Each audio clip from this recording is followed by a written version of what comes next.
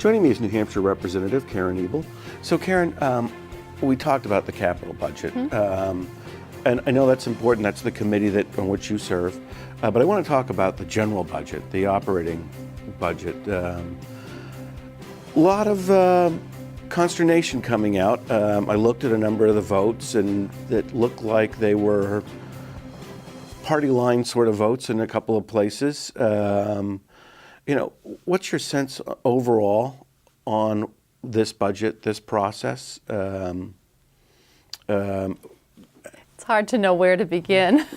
One thing I want to say is that since I'm not a freshman anymore and I'm in my second term, I understand much more, I think, of what's going on, and I can hear arguments that were made before by one party now being made by the other party. I mean, it's just really interesting how these things. So one party made the argument, but the opposite parties made the same. It's just. So you can see the politics. Yeah, I definitely can.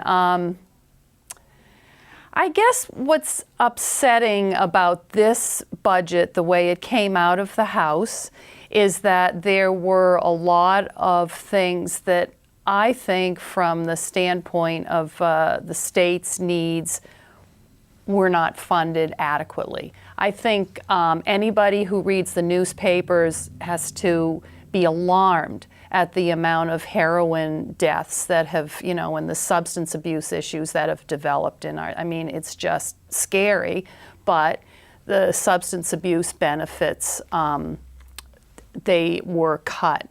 And I guess just as an aside, one of the really difficult things when you're talking about all of this stuff is whether you're talking about cuts from last year's budget, whether you're talking about cuts from what the governor proposed, and it's really difficult if you're not actually on the Finance Committee and if you're not, in fact, on the part of the Finance Committee that works with a particular budget to really ferret out all these things. So in general, the budget, the next biennium, is up, level, or down from the last biennium? If you look at the numbers, it's up.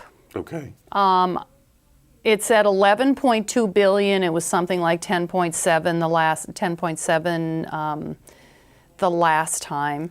And the governor proposed, I think, 11.6 billion. So you say, well, 400 million, what's the big deal? But obviously, it sounds like a lot of money to me. I know, but I've read in some editorials, they're like, you're not that far apart. Come on, kids, work it out, or whatever. The thing is, 400 million. Just look. We were just talking about the capital budget. That's $125 million. We're talking about a $400 million gap here, and you can fund an awful lot of things with $400 million. So why, when you're developing the plan, why is it the developmentally disabled budget that is less than it really should be? Why is it the substance abuse benefits that are less than what they really should be? And it's hard to know how those judgments are made. So let me ask this. When things settle, can agencies transfer from one line to the next? Or when the legislature says the budget for substance abuse is blah, blah, blah, $100, right? And they have a surplus in the budget for whatever, that can, within the agency, can they transfer $10 to the substance abuse fund? Or? Okay, so I don't know the perfect answer to that question. I wish I knew the detailed answer, but the bottom line is, if you want to transfer from line item to line item, under a certain amount of money, the agencies are authorized to do that. But I'm not sure whether from agency to agency that number is higher or lower, but if it's in excess of a certain amount, they have to go to the fiscal committee. And actually, the Joint Fiscal Committee, it has representatives from the House and the Senate. They're the ones that kind of oversee those fiscal changes. And it's a very important committee.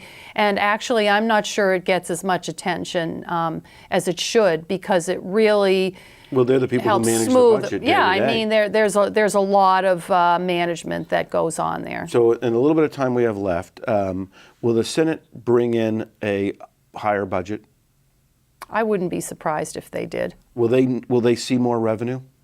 I believe they will. I mean, so is that some of the crux of the problem? The House deals with early numbers on revenue? Yes, it is. And, Okay. and when you're calculating your estimates, revenue estimates, you know, you shouldn't be working with estimates that are like the first ones that come in the period that you're talking about. You should try to update them. And one of the arguments made on the floor was that they hadn't updated the revenue estimates enough because they would have seen more money coming in.